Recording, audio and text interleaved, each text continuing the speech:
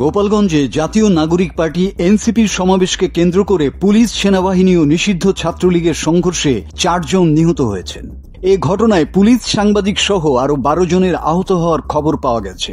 বুধবার জেলা শহরে সংঘর্ষ চলাকালে হতাহতের এ ঘটনা ঘটে। নিহতরা হলেন দীপ্ত সাহা, রমজান, সোহেল ও ইমন। এই কর্মসূচি ঘিরে গোপালগঞ্জ সদরে আজ সকালে পুলিশের একটি গাড়িতে আগুন দেয়া হয়। কাছাকাছি সময়ে হামলা করা হয় সদর উপজেলা নির্বাহী কর্মকর্তার গাড়িবহরেও। দুপুরে গোপালগঞ্জ শহরের পৌর পার্ক এলাকায় এনসিপির সমাবেশ মঞ্চে হামলা চালায় স্থানীয় আওয়ামী লীগ ও নিষিদ্ধ ছাত্রলীগ নেতাকর্মীরা। সমাবেশ শেষ হওয়ার পর এনসিপির নেতারা যখন গাড়িবহর নিয়ে মাদারীপুর রওনা হওয়ার প্রস্তুতি নিচ্ছিলেন, তখন আবারও তাদের উপর হামলা হয়। এ সময় পুলিশও পিছু হটে। তখন এনসিপির নেতাকর্মীরা জেলা পুলিশ সুপার কার্যালয়ে আশ্রয় নেন। এরপর থেকে পুলিশ ও সেনাবাহিনীর মধ্যে হামলাকারীদের ব্যাপক সংঘর্ষ হয়। গোপালগঞ্জ শহরের বিভিন্ন স্থানে এ সংঘর্ষ ছড়িয়ে পড়ে।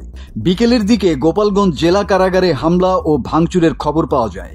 এরপর সেনাবাহিনী, বিজিবি ও পুলিশ একযোগে হামলাকারীদের সরাতে অভিযান শুরু করে। এদিকে জেলার আইন শৃঙ্খলা পরিস্থিতি নিয়ন্ত্রণে আনতে গোপালগঞ্জে 22 ঘন্টার জন্য কারফিউ জারি করা হয়েছে। সন্ধ্যায় প্রধান উপদেষ্টার প্রেস উইংয়ে পাঠানো এক বার্তায় এ তথ্য জানানো হয়। বার্তায় বলা হয়, আজ বুধবার রাত 8টা থেকে পরদিন বৃহস্পতিবার সন্ধ্যা 6টা পর্যন্ত কারফিউ জারি থাকবে।